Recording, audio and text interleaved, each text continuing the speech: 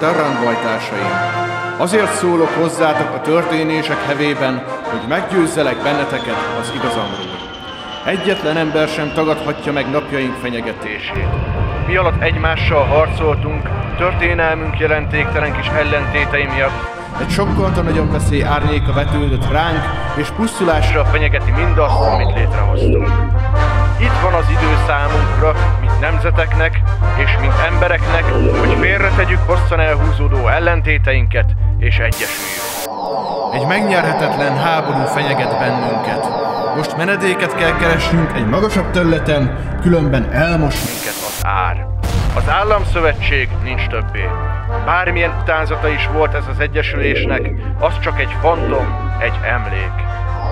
Most, hogy az ellenségeink ellenőrizetlenek, kihez fordulhattok segítségül? Az idegen megszállók által okozott pusztítás nagysága nyilvánvaló. Láttuk otthonaink és kolóniáink pusztulását a prozoszok kiszámított csapásai által. Saját szemünkkel láttuk, ahogy a rémálmunk tárgyai, a zergek bekebelezték barátainkat és szeretteinket. S bármennyire is elképzelhetetlen, de ezek azt jelentik, hogy eljött a mi időnk. Itt az idő, terránbajtársaim, hogy felhúzzuk az új lopagunkat. Az erő az egységben van. Már most az ellenállók nagy része csatlakozott hozzánk.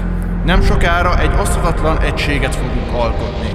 A központ egyetlen trón lesz, és erről a trónról figyelni foglak benneteket. Ettől a naptól kezdve nem fog ember emberrel háborúzni. Egyetlen terrán szervezet sem fog szövetkezni az új kezdet ellen, és egyetlen ember sem fog szövetkezni az idegen akarattal, és most az emberiség összes ellenségének üzenem, ne keresztezzétek az utunkat, mert jönni fogunk, nem számít, mibe kerül.